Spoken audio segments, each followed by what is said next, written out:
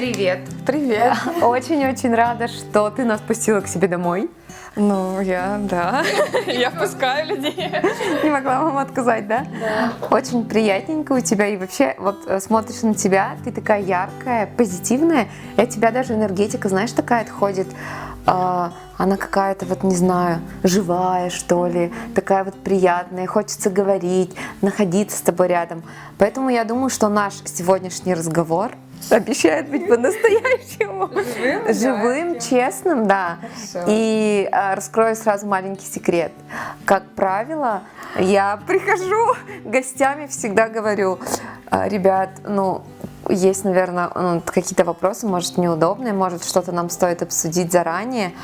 У всех разные предпочтения. Я к тебе пришла и задаюсь вопросом, что будет, что будем говорить.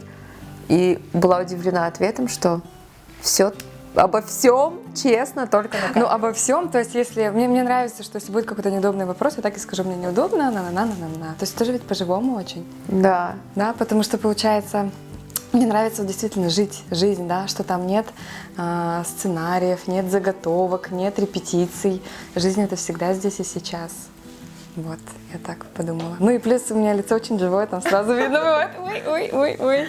Вам же тоже шоу надо сделать, так ведь? Красиво, чтобы было интересно. Нет, чтобы было интересно. Да, мне нравится жить без репетиций. Без репетиций. Чтобы все сразу с первого раза. Ну да, потому что момент совершенен здесь и сейчас. Вот я прочитала эту фразочку у своего друга в Инстаграме, такая: точно ведь, да, что я сейчас, здесь и сейчас совершенен. Момент здесь и сейчас совершенен. Вот он такой, какой есть, и это совершенство.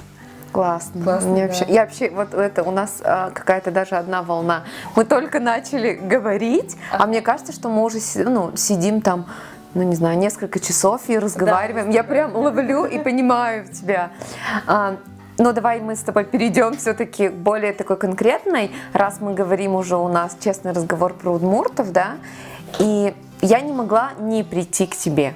Я просто не могла, потому что то, что сейчас актуально, ТикТок, и начну я получается с конца, просто ТикТок взрывается тем, что вообще дневник удмуртки, и это снимается, по-моему, 2 месяца, да? Да. Как это вообще идея снимать ТикТок про удмуртов, про Удмуртию, вообще на эту тему? Как пришла эта идея? И, получается классно, интересно, и люди смотрят. Да и вообще фан-встреча, большая фан-встреча была. Вот как это пришла идея? Идея пришла, когда меня пригласили в Дом дружбы народов на какой-то фестиваль для тех, кто занимается межнациональной, национальной политикой, то есть для каких-то чиновников, насколько я поняла. И там были 3 блогера. Я, татар Мало из Татарстана, и Володя Айсвидар, по-моему, правильно я сказала, он хант. То есть хант, удмуртка и татарин. Вот. И мы рассказывали про наши блоги этим людям, которые работают в госструктурах. И там я увидела... Про блоги, про национальные блоги, а я рассказывала про свой марафон «Институт Удмурточки». Может быть, ты слышала? Да, конечно. Вот. И я там познакомилась с Володей, с Хантом, и у него на Ютубе канал назывался «Дневник Ханта». Я такая: какое интересное название, Вот. И у меня все эта идея крутилась, тоже, может быть, про Удмуртию снять. Но именно смешно, у него все-таки больше познавательно, как-то так лайв, а мне хотелось соединить как раз то, что я хорошо умею, это чувство юмора, стильная картинка, музыка, подача, актерское мастерство, отыгрыши, и это у меня висело, прям, знаешь, как ментальная жвачка. Мы встречались в октябре на этой встрече, эта встреча была, а запустились в декабре, 2 месяца, это просто, знаешь, так вера, и это знаешь, такое бывает. Такой закрытый гештальт, да, который мне прямо сосет энергию, сосет. И я увидела у моей знакомой Маши в Инстаграме объявление о том, что я хочу что-то создавать творческое, классное, давайте вместе. Я ей написала, она такая: давай, окей. Я говорю: вообще норм идея, там вообще, у меня блогеров удмуртских много, мы там в Инстаграме просто выстрелим, отвечаю. Мы записали несколько роликов в Бобровой долине, знаешь, так по фану, по шате мы выпили, потом еще такие: это наши первые видео, так, знаешь, такие на полном фане. девчонки такие.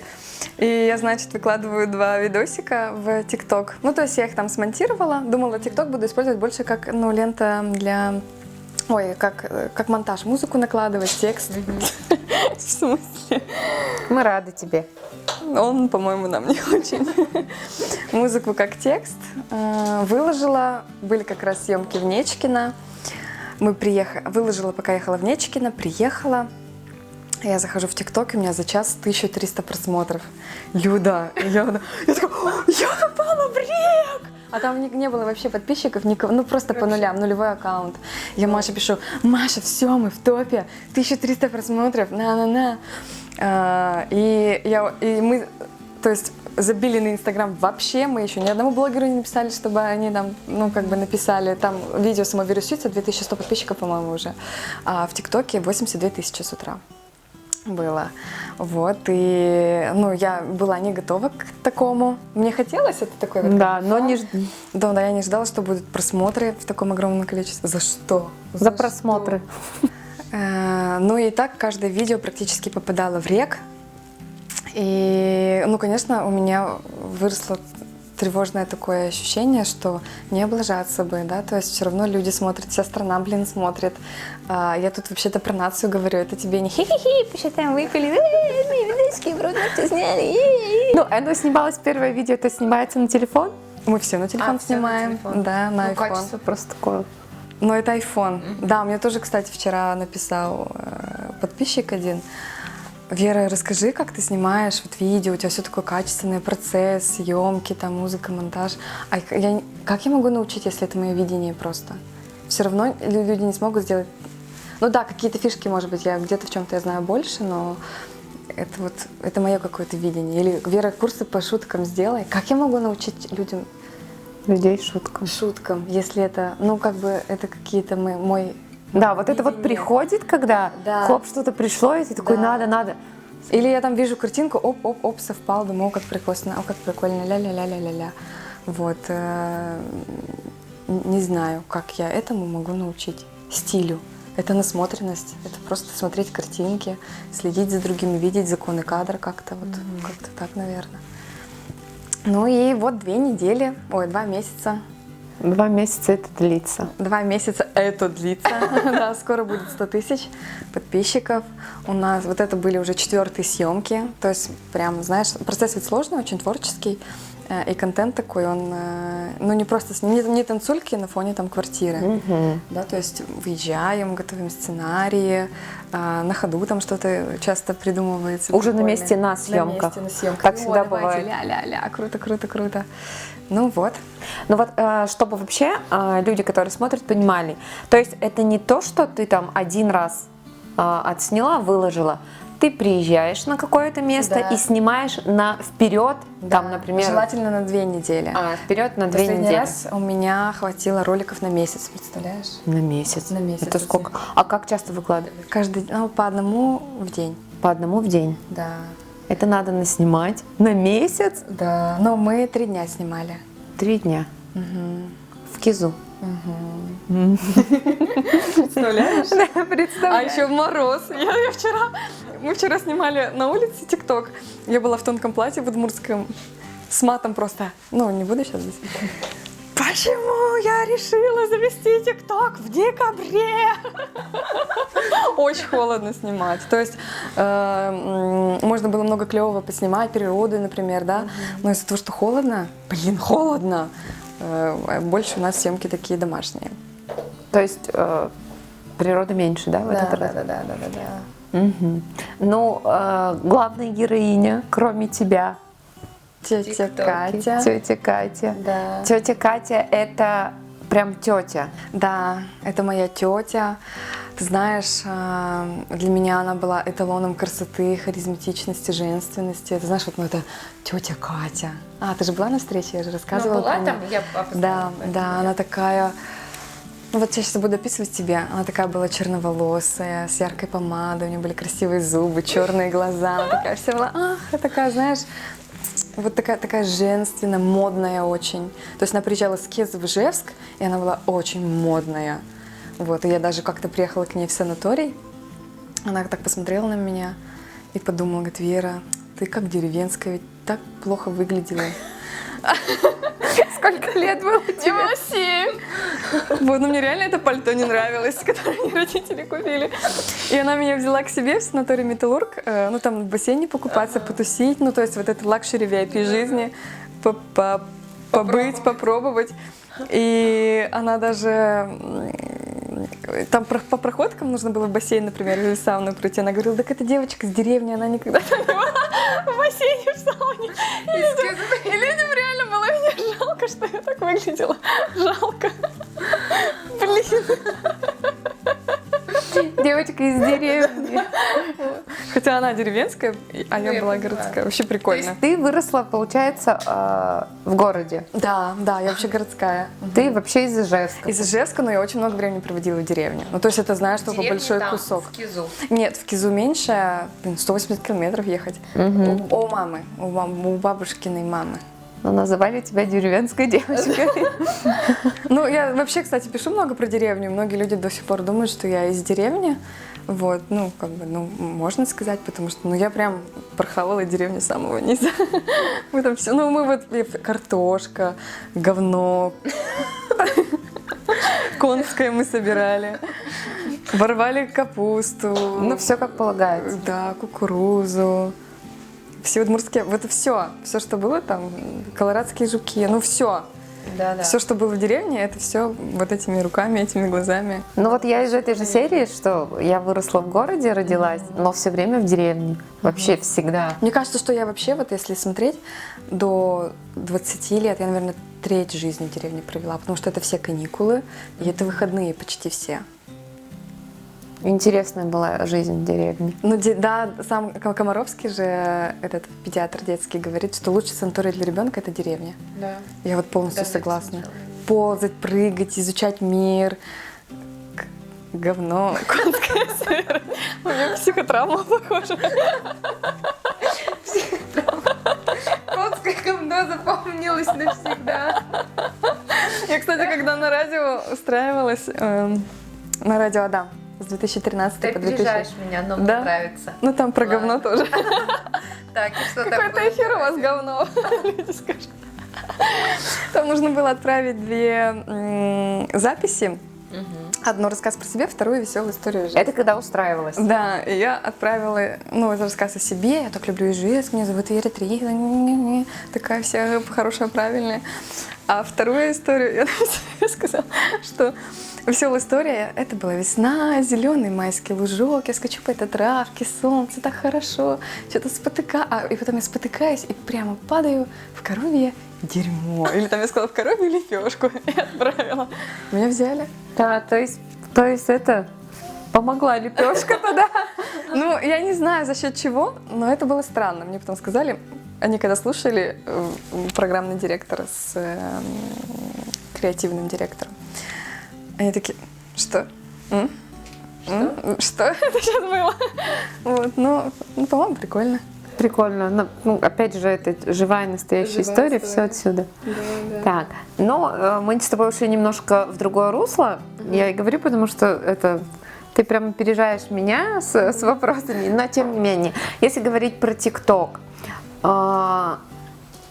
дневник удмуртки, ТикТок, что сейчас на данный момент дает тебе ТикТок? Дает мне ТикТок. Да, ну что это? Может, ты там на нем уже заработала много, или это $5. $5? Или это какой-то эмоциональный заряд? Для чего? Для меня это возможность реализоваться, при этом нести, ну, любые поступки эгоистичны, да, вот любой поступок, он эгоистичен. Для меня это возможность, я бы там могла говорить, это так про Удмуртию, да, это вот все для них. Да нет, конечно. Для меня это классная площадка для реализации. Я думаю, и для тебя тоже. Вообще, кто бы чем ни занимался, это в первую очередь какая-то самореализация. Здесь много столкнулась вот именно моих талантов. Это умение видеть, это стиль, это артистизм, харизма, юмор, красивая постановка кадра, умение монтировать видео, умение видеть картинку. То есть все ты это Умение делаешь работать сама? Да, умение работать с информацией, донести мое видение Удмуртии, да, потому что мы там ездили в Супер Удмуртию, я свою историю сделала, и вообще-то как бы два разных видения было. Как я там снимаю, как потом на выходе проект получается. Тоже так интересно, что вот разные глаза по-разному видят, да? Разные глаза по-разному видят. Вот. И плюс рейтинг удмуртскости я точно знаю, что поднимаю, потому что там люди спрашивают, они хотят приехать, я думаю, круто. Вот это круто. То есть я делаю то, что мне нравится, и это еще влияет на целую страну. Прикольно же, на удмуртов. А сейчас, то есть, уже есть такое, ну, да, классно, что там для тебя, для самой себя, это некая реализация такая, да? Ответственность чувствуешь?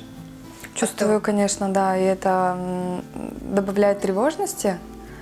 Вот, она даже сейчас пока на первом месте, я немножечко устала, потому что действительно вот так, а что там люди скажут? Ну, то есть это не мои замороженные трусы, да, которые я выложила в Инстаграм. Вот. Ну, то есть как-то соблюсти грань. Мне кажется, у меня хорошо это получается, да, но вот все равно такая тревожность, плюс постоянно выкладывать видео очень важно, да, контент он имеет свойство заканчиваться.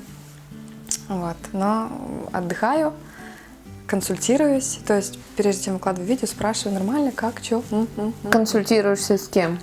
С тетей Катей могу проконсультироваться, с сестрой Женей, Машей. Мы с Машей, я в Маше почти всегда отправляю видосики на предпросмотр. Вот это Маша, которая... Столик у окна. Вяткина, да. Да, которая, собственно, и занимается вот съемками ТикТока вместе с тобой, да? Да. А она какую часть занимает?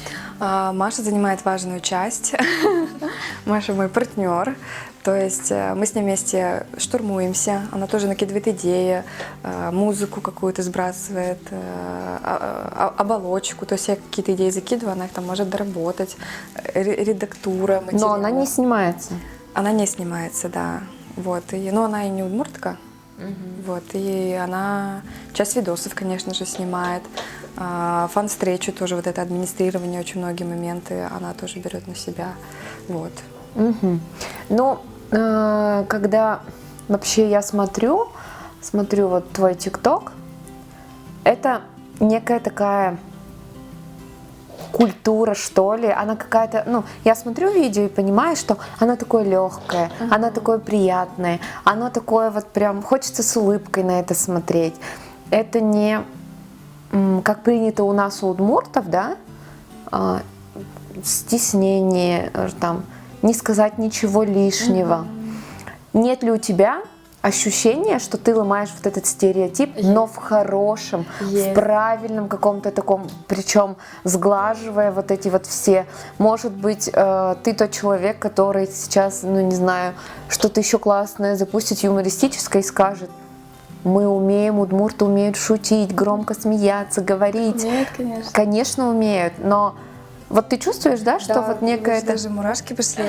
Потому что еще как бы одна из миссий этого проекта — донести, что можно быть удмуртом и можно не стесняться, да, потому что вот это тоже очень много перелопачиваю информации для съемки видео, да, научную работу сейчас про женщин, про мировоззрение женщин удмурток читала. Вот это вот установка фонит: не высовывайся, лучше промолчать. А что люди скажут, это вот прям... Вот с Богданом Анфинакеновым тоже об этом говорили. Да. И что он сказал? Ну вот все то же самое, что это наша натура, что это наша природа, что мы вот такие. И понимаешь, да, это наша натура, окей, но ты с такими установками в современном мире, чувак, ты не выживешь, сорян. Время нарциссическое, время показывать себя, время раскрытия потенциала, время новых талантов, время soft skills, да, вот это коммуникация, харизма, лидерские качества, антикризисное мышление, умение презентовать себя, умение договариваться, артистизм пусть будет. Это сейчас без этого уже никуда. И пока ты будешь вот так вот находиться сам в себе, это тебя... Но это точно не про адаптацию к современности. А здесь, смотрите, можно по-другому. Вот, и причем сейчас же ролевые модели, паттерны бессознательно формируются уже не в семье, а в сети. То есть дети, которые сидят в интернете, у них модели формируются в сети. Да, и сейчас говорят, что вот у детей клиповое мышление, Да, когда там он видит 15 секунд, и когда родитель там на него приседает, а ему удобнее посмотреть. Да. И я даже читаю лекции, мастер-классы для детей. Я когда много, ну то есть они устают от длинных разговоров, как только включаешь клипик, что-нибудь такое, у них сразу, что-то интересное там, ага, поржали, на. То есть даже вот так вот со стороны, как будто бы я могу показать свои ролики, потом рассказать вот эту историю, да, что там за этим происходит, а им интереснее ролики посмотреть, то есть готовый продукт, чем та история, которая за этим была. А может быть, это я так неинтересно рассказываю. Но если вернуться к тому, что действительно вот некая такая форма убрать вот эту вот, это не пелена, но тем не менее, ну, раскрепостить, что ли, да, и вообще не прилетает ли такое, что тебе пишут, что вот удмурты так не делают? Нет. Вообще такого нет? Критики нет? Нет. То есть все. Критика была только когда я сделала удмуртский акцент. Так че, ну это удмурты написали, да. Ну, сколько там? Ну, человек, может быть, 7 мне написали, где-то так косвенно от кого-то прилетело. Еще в чате там написали, какой-то удмуртский абориген, есть такой чат в Телеграме. Ну, он такой какой-то, типа, околополитический аккаунт. Там пропесочили меня, в министерствах пропесочили меня. В министерствах? Да, где-то там еще пропесочили, сейчас это нормально. Все успокоило. Ну, ты знаешь, как 5 стадий принятия? Отрицание, нет. А как ты принимаешь сама вот это, когда тебе прилетают и пишут какие-то смс-ки, что... Ну, мне немного критики прилетает, вот это первый такой момент, да, а во-вторых, если было 2 таких как бы сильных эпизода, последний это вот как раз про удмуртов, мне реально было так херовенько первые 2 недели, но я все равно делала, то есть вот что уверенность у меня живет в животике, я слушала себя, все верно делаю, и пошла делать дальше. Хоть было как бы там и страшно, но 2 недели прошло, и прививка от хейтерства активировалась. Прививка действует. Да. Если дальше копаться в ТикТоке и говорить, что есть ли вообще реальные, ну, не знаю, планы такие огромные? Вот сейчас наснимала, да? Сейчас опять на месяц вперед. Ну, на недели 3, мне кажется. Недели 3. 3-2, да. То есть, получается, ближайшие там через какой-то период времени снова, да, надо снимать, это снова должно быть идеей. Ты готова к тому, что... Или тебе кажется, все идеи закончились? Нет, наснимали мы, например, я 30 идей выписала, мы наснимали только там 10 и 4-5 спонтанно. Вот и получается в банке идей еще 20 идей. Но я точно знаю, что каждый день мне еще будет приходить, и как бы у меня с запасом всегда есть идей на месяц. Вот. А там же еще лето будет, мотоцикл парнишки. Вообще детство, да? Да, клубничка там всякая, картошка пойдет. Там вообще будет красота просто. Ну, в общем, что касается ТикТока, я хочу сказать, что это классная площадка. Она очень вот такая современная, очень просматриваемая. Я думаю, что тебя смотрят очень большое количество подростков. Малолеточек. Малолеточек. И если раньше, как всегда это было, что Удмуртия? Такое Удмуртия? Удмурты? Не, я не удмурт, А сейчас есть дневник удмуртский в ТикТоке, и он современный, классный, он светлый, прям в самых-самых ярких красках. Спасибо. Ну да, дети смотрят реально, Да. Правда, там 8-леточки. И пишут что-то. Пишут, на улице подходят.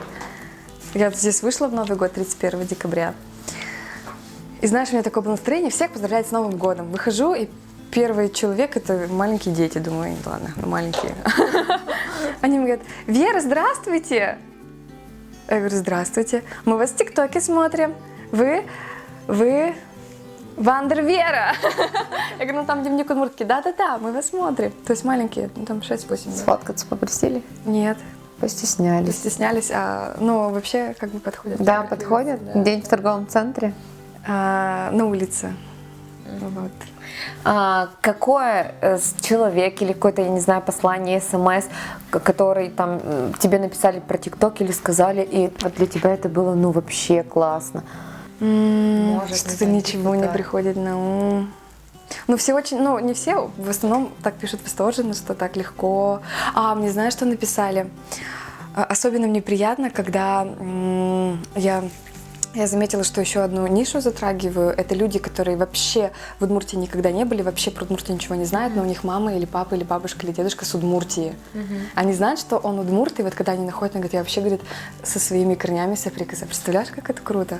Я, говорит, так узнаю через вас вот про своих предков, про свою родину. Ну, это вот как... Мне вообще очень сила рода нравится, тема рода, и это, ну, всегда большой доступ к большой энергии. Ну, это классно, потому что если снова возвращаться к молодому нашему возрастающему поколению, они же не готовы. Да, но им это и не интересно. Да, нет, они не готовы, там, может быть, кто-то читать огромное количество книг, еще, да, там чего-то.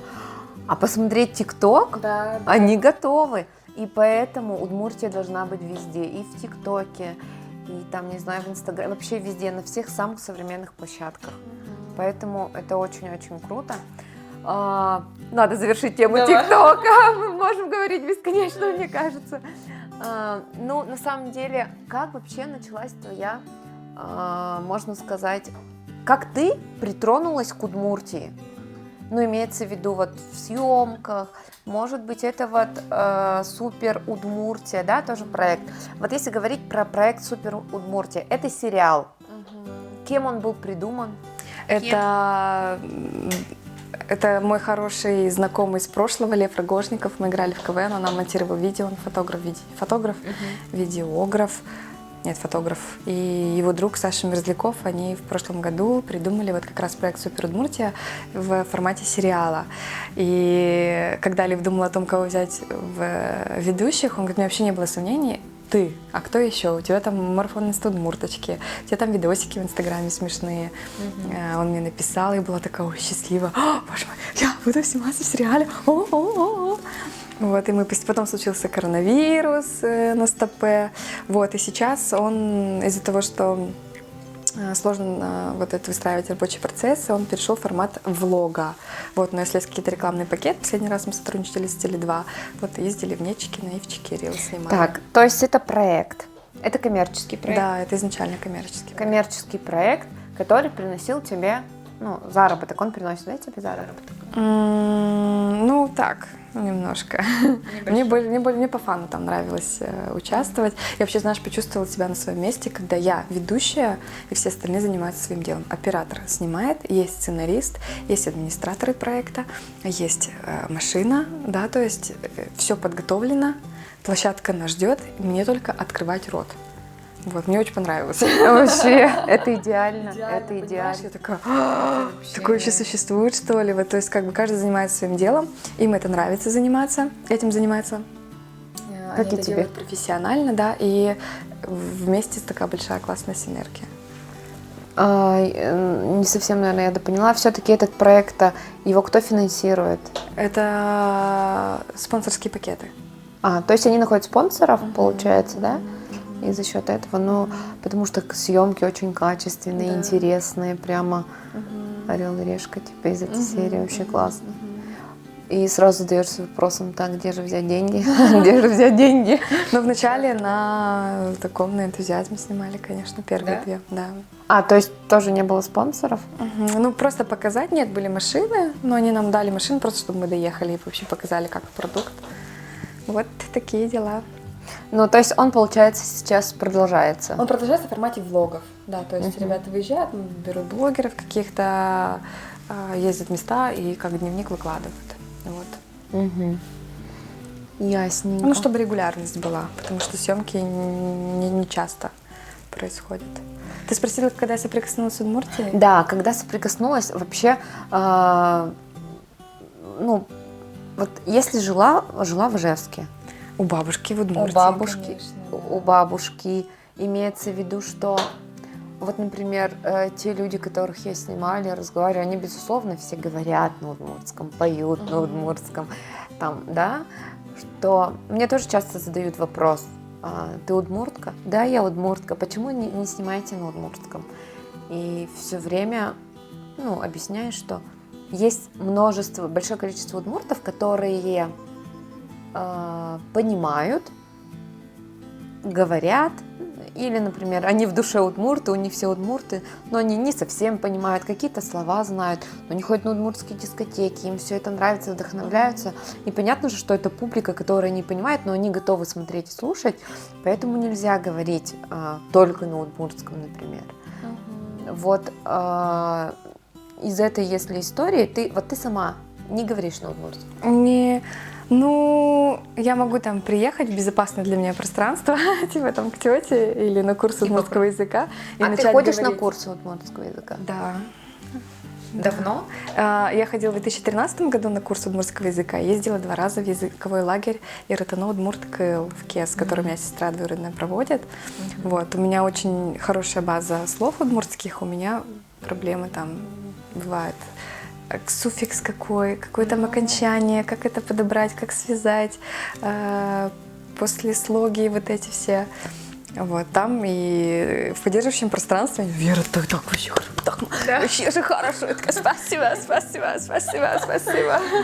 Сейчас я попробую тебя что-нибудь спросить, можно? Давай.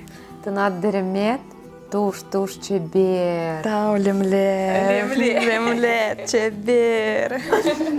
Я думаю, что вообще нормально все.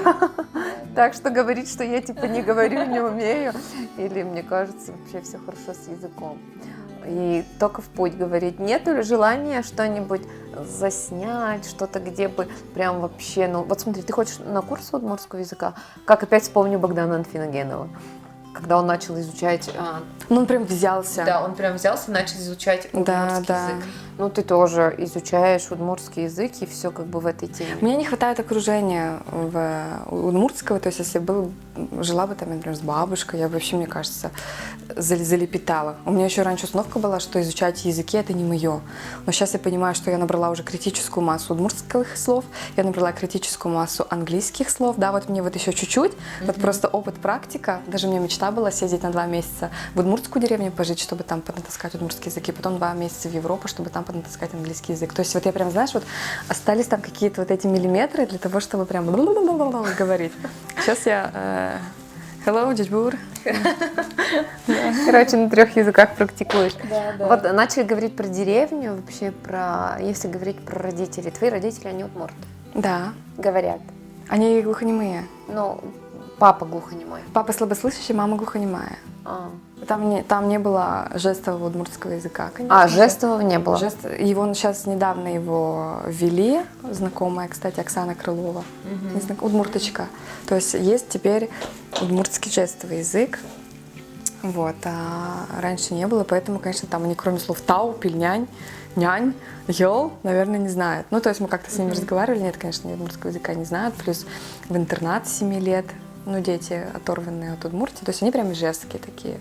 И я у них ижевская такая доченька, потом приезжала в деревню к бабушке, только там с удмуртским языком соприкасалась. Конечно, в школах у нас никто не разговаривал. Ты в семье одна? Нет, у меня еще сестра младшая. Сестра. Родные? Да. Она тоже здесь живет? Да. У меня еще есть много вопросов, Давай. Но я думаю, что о том вообще, на чем ты на самом деле зарабатываешь, на что живешь. Я думаю, об этом мы с тобой еще поговорим в другом месте. Нам обязательно надо подкрепиться. Давай. Пойдем. Пришли мы с тобой в приятное для нас место. Придем попить кофеек, побаловать себя. Ты заметила, что первую половину разговора я такая была бодренькая, а потом немного присела? Не заметила? Есть немножко. Не то, что а как бы более такая. Да, я себя поймала на каком-то чувстве, что-то такое было, знаешь, и я прям не могу даже как-то краска к лицу подтекла, я думаю, что такое, пока ехала в машине, прям анализировала, у меня, знаешь, коучинг, психология, это всегда про самокоучинг, про самоанализ, что там такое происходит, и поняла, что это я злюсь на то, что там, если удмурт, то должен говорить на удмуртском языке. То есть вот эти такие вот фразочки, да, потому что я их очень часто встречаю сейчас в последнее время особенно. Нет, и- ты злишься на себя? Нет, я злюсь на то, что как бы это твои убеждения, почему я должна жить по ним. Вот про это. То есть я хочу жить, как я хочу, да, то есть у нас у каждого своя система ценностей, каждый считает так, как считает нужным, да, то есть вот и вы имеете право так думать, да, то как бы, ну не надо в меня этим тыкать, вот, это тоже про, кстати, мы сейчас с тобой же про нарушение границ говорили, да, что это, ну, нарушение границ, и это вообще-то как бы, ну, неприятно слышать в любом случае, да, делайте, что хотите, я не делаю ничего плохого, я делаю, да, там, я могу кого-то обидеть, но я не ответственна там за другие чувства, да, я специально что-то такого не делаю, вот, и... Ну, нет, это наверное, какая-то такая, блин, да господи, да отстаньте, просто уже отстаньте, займитесь своим делом, делайте, что хотите. И вообще, удмурт, это же такой, это как бы ярлык, понимаешь? Ну, то есть, если даже рассматривать с точки зрения коучинга, нейролингвистического программирования, удмурт – это ярлык. Это как вот ты девушка, да, то есть это какая-то И идентичность. ты не должна там что-то... И она включает много всего, ну просто охренительно много всего, и по какому-то одному критерию приравнивать, подтягивать, это вообще ошибка мышления, да, то есть все равно, что там девушка надела короткую юбку и сказать, и ты проститутка, то есть по какому-то одному такому моменту, вот, и, да, то есть вот такие какие-то подтягивания, блин, ну, а кто я тогда? Если я родилась в Удмуртии, если мои родственники все удмурты, если я впитывала удмуртское, я русская, что ли? Я не русская, я вообще русских традиций. Русской национальности такой даже, как бы нет, это же собирательный образ. Вот, да, я вот отследила, что это какая-то такая злость, да блин, да хватит просто. Есть у меня один любимый мемчик, там такой кот, он такой с крылышками, как у Кикара, и летит такой с горы: «Отстаньте от меня, правильные люди!» Вот, просто отстаньте, дайте, вот, знаешь, заниматься своим делом, творить, радоваться жизни, сиять. И делать это так, как нравится нам, Да, как да, нравится да. тебе, собственно говоря. Я вообще полностью согласна с этим, потому что действительно часто на нас навешивают ярлыки. Да, и Должна, поэтому... не должна, ля-ля-ля, ля-ля-ля. Да, и важно, чтобы была такая красивая картинка. Все, как бы, всем нужна красивая картинка. Чисто правильно, знаешь, такой вылизанный камушек. А самые несчастные люди – это самые удобные люди. А там, или как херовее всего удобным людям. Да, потому что на них все Да. ездят. Да. Мне даже когда на коучинг приходят люди вот с нарушением границ, что вот совсем согласные, я говорю, слушай, ты очень удобный человек. Я бы взяла тебя с удовольствием на работу, я бы села тебе на шею, потому что ты реально удобный. Вот, и вот это как бы возврат такой правды и очень мне помогает. Слушай, выговорилась, легче стало. О! На самом деле получается, что все, что ты делаешь, это прям от души, от души. Я стараюсь так жить. Я благодарна своим родителям. Вот.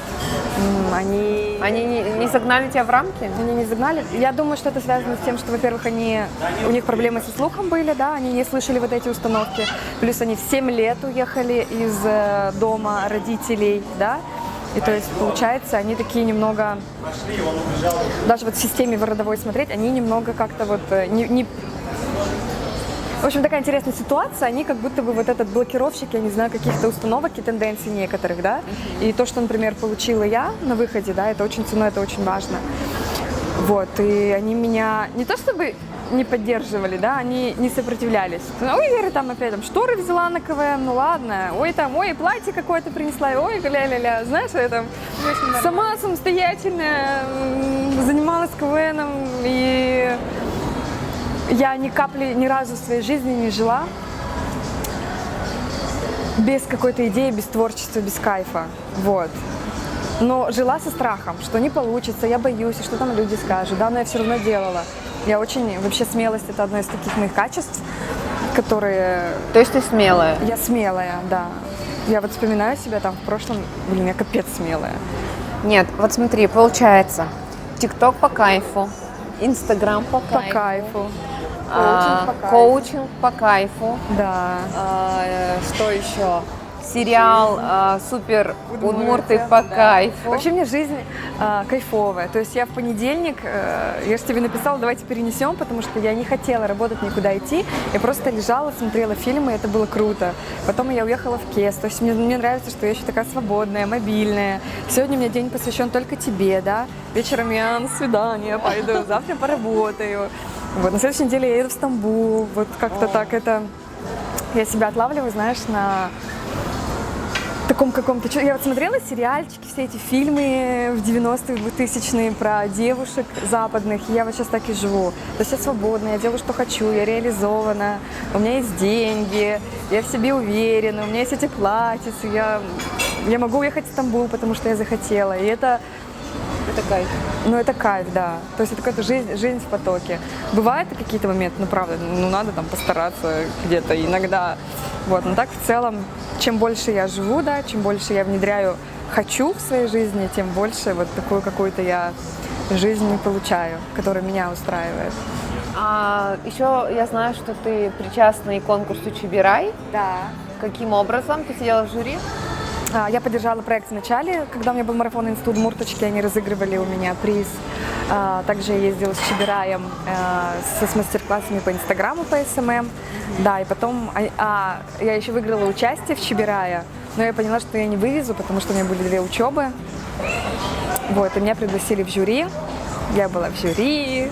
Довольная. Да, такая красивая, у меня был синий такой костюм, очень красивый. Да, Открытые плечи. с открытые плечи, короткая юбка. Да, да. По удмуртски это. Максимально не удмуртски, но с манистой. Вот. Но мне нравится, вот мне вообще кажется, что одна из миссий моих это идти впереди и это мачете прорубать дорогу. Ну, для меня это так, как весело, хихи, вот. Вот смотри, получается, что все по кайфу, все как бы... я стараюсь, да, имеется в виду, получается, и из всего, что мы перечислили, коучинг, Инстаграм, ТикТок и так далее, проекты, да, на чем из этого ты зарабатываешь? Ну, все это... Есть такие вещи, которые нематериальны. У меня есть хороший друг, он говорит: Вера, от денег-то ты заработала, да, вот с этого ТикТока. Я говорю: ты понимаешь, это же личный бренд, это же влияет. Сначала я работаю на него, потом он на меня. Блин, слушай, у меня консультация 5000 стоит. 5000. Это очень, ну это высокий ценник по Ижевску с моим опытом работы. Вот, но опять же, это я. То есть люди идут ко мне, потому что это я, и они готовы эти деньги тратить. Вот, то есть это такие еще вложения, как бы, на будущее, которые копятся, и это потом выражается в коммерциализацию.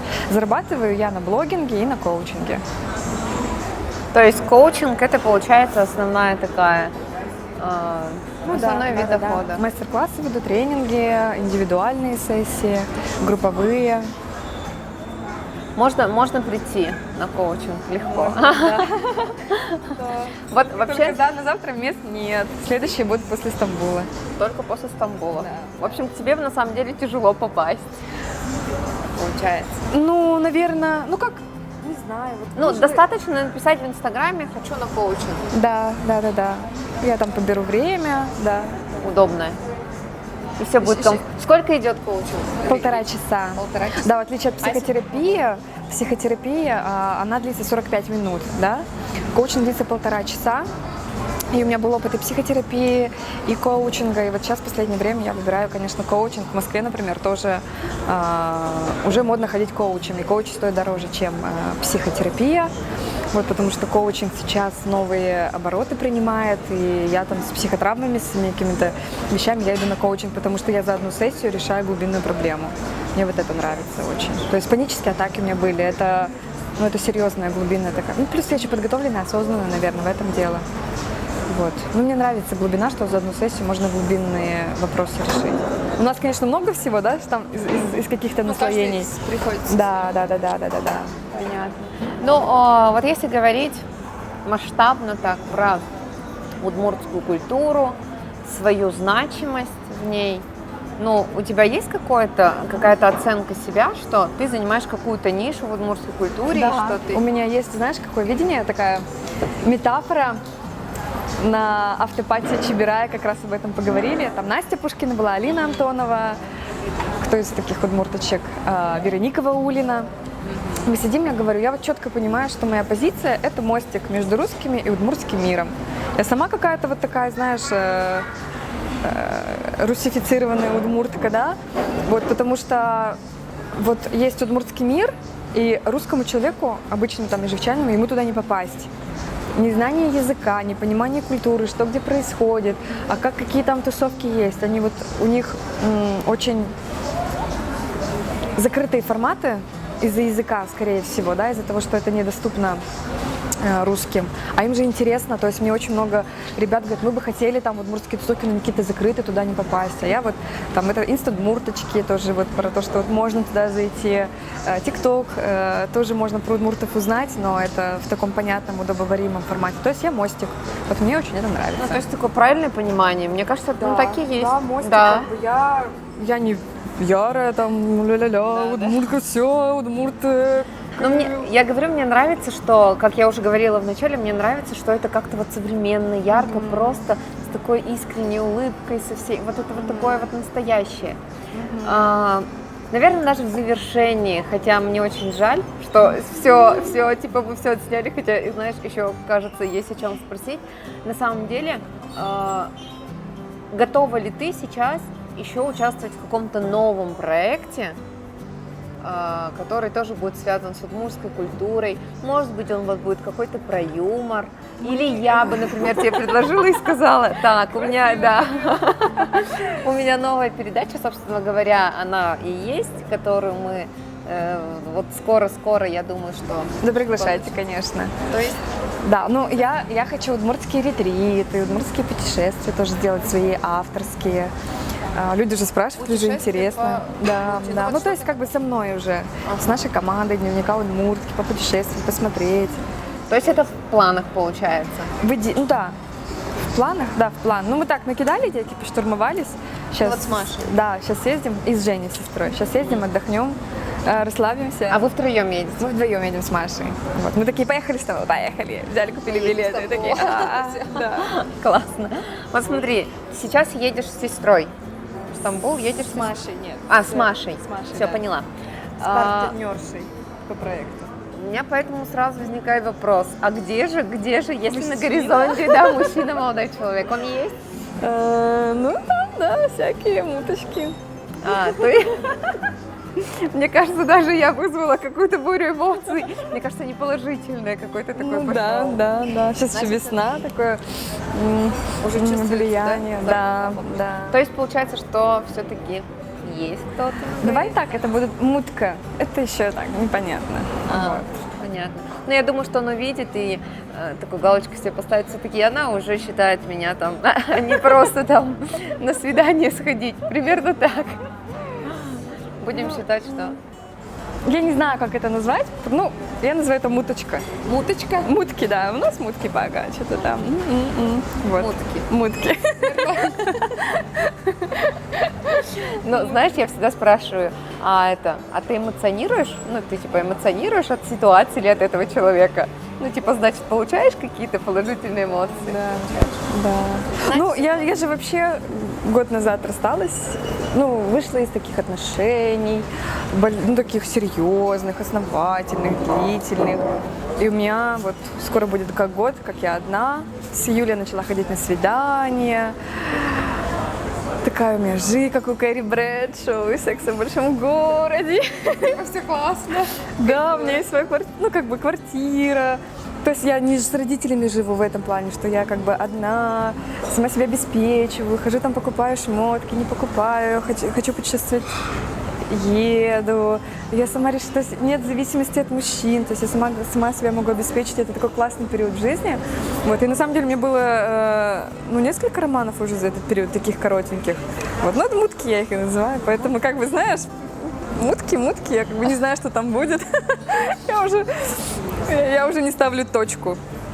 потому что за этим может быть запятая Всё, стоять. что угодно. Да, я просто как бы Кайфую от кайфую жизни. от момента, да. Есть классное правило, вдруг нас смотрят одинокие девушки. Есть классное правило на свидание ходить, не как будто бы вот я должна ему понравиться, он должен стать моим мужем, и вот как бы все, да, потому что там вот показывают только себя такой хорошей стороной, вот все прямо, знаешь, слишком много ожиданий, а как будто бы ты с ним видишься последний раз, вот, и классно провести время без ожиданий. Удмурточки. Вы поняли, что Да, надо делать? Просто кайфовать. Я даже, знаешь, иногда люблю играть. Слушай, давай поговорим, какие у меня есть негативные качества. Вот. Ну, про хорошее-то уже все сказали.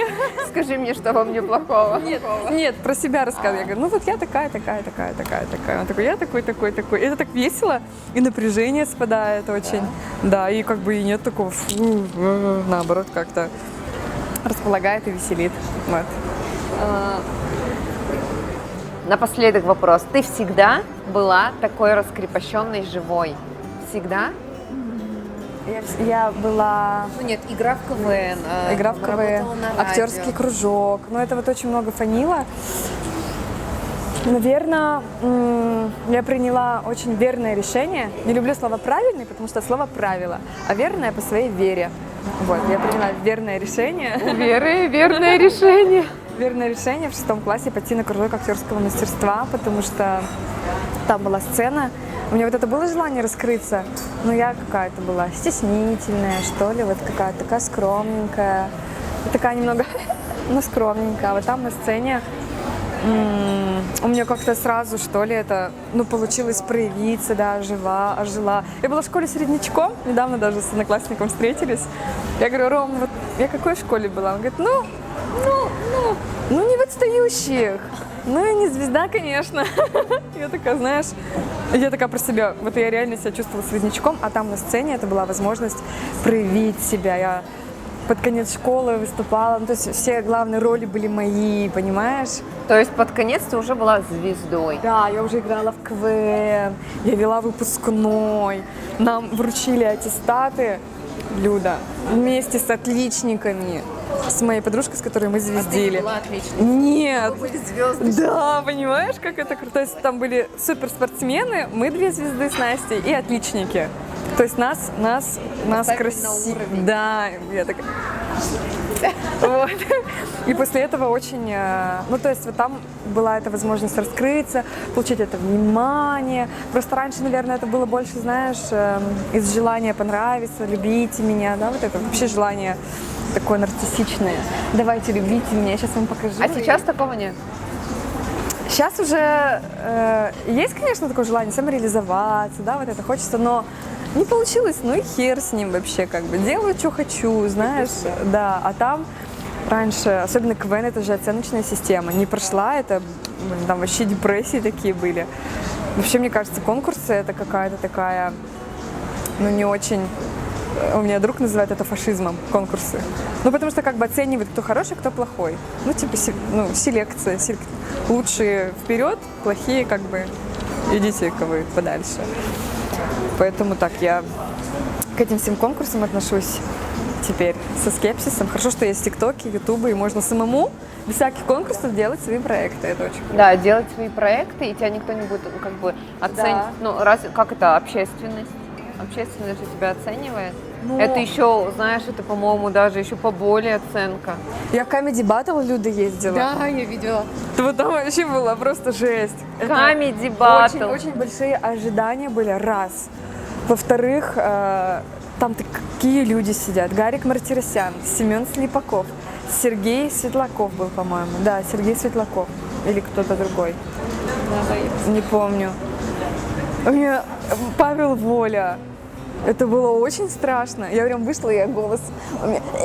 А я смотрела вот буквально перед эфиром вот этот вот кусочек видео, что-то там там вот это приколюха. Прикольный получился сюжет. И что ты там прошла? Не, мы не прошли, и понимаешь, вот этот слив, звук смыва унитаза, мы падаем на эти красные маты, нас, ну, как бы не выбирают, и это было вообще, это знаешь, ну, это самое сильное такое поражение в моей жизни. Это просто я... Большие ожидания, знаешь, вот я же могла стать звездой, я же могла пройти дальше, это же вообще такая фабрика грез. Да. И просто слив. Это были слезы? Это был надлом очень сильный, да, и я приехала в Ижевск. Еще март, серый такой, я приехала в Ижевск. Ну, меня встретила сестра, кстати, такая, на машине, поддержала меня. Так это важно вот иметь поддерживающее пространство. Я вообще просто ничего не хотела, но я пережила. Потом в июне показали видео, я так не хотела смотреть, это просто капец. Но мне ребята говорят: Вера, вообще так классно смонтировали, Вера, а чего вас не взяли? Мне ВКонтакте сразу начали люди добавлять, там такой был подъем подписчиков. Люди пишут: почему вы не прошли? Я говорю: что, в смысле? Я сажусь, я смотрю и думаю: о, смонтировали это вообще шоколадно. Прям, ну, не стыдно показать. Вот, но тогда это было. Ну, это на всю страну, как бы, ну, Да. на всю страну, еще слив туалета. Нет, ну просто это психологически Да, сложно и когда мне выдержать. говорят про поражение, я такая: ребята, сейчас я расскажу, как мне было херово. Вот, но все, ну, как бы, нет обид и поражений. Есть опыт и обратная связь. Я очень многому чему научилась тогда. Узнала кухню эту изнутри. Это классно. Да, да. Вот мы начали с самого такого позитивного, то, что сейчас происходит в твоей жизни, и все тебя знают, это ТикТок, да? Да. Дневник Ну, Инстаграм культуры, еще. Инстаграм, да, безусловно. И сейчас, заканчивая вот это вот о твоем опыте, и ты правильно сказала, в первую очередь, это не поражение, это опыт, огромный, колоссальный опыт. Вот я хочу тебе пожелать, чтобы твое творчество, оно в тебе прям, тебя много-много, и ты сияешь. Я знаю, что идеи, безусловно, наверное, там их куча-куча разных, и вынашивая эту идею, она обязательно материализуется, это обязательно снова будет что-то классное. Спасибо. И я надеюсь, что мы будем с тобой дружить, сотрудничать. Мне очень понравилось с тобой. Ты легкая. Да, и мне с тобой легко, комфортно, да. И вот мы общались, и мне кажется, что вот, ну, еще хочется о чем-то поговорить. Классно. А знаешь, еще что скажу? Красивая фраза, которая мне очень нравится, что там на глубине мы не страх, мы не неуверенность, мы не беспомощность, да, как бы люди как бы, ну, часто всего это прячут, Да. пытаются делать маску уверенного человека, да, но на самом деле там внутри какая-то неуверенность, да, но я скажу, что еще глубже вот за этими страхами, говорю, за беспомощностью, за этими ментальными установками, там на глубине каждый из нас это творчество, любовь, спонтанность, вот эта энергия и свет, вот каждый.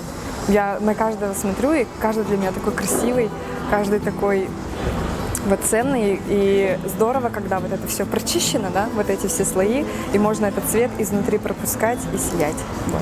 Я желаю вам сиять! Ну все, спасибо. Давай, всем. пока-пока.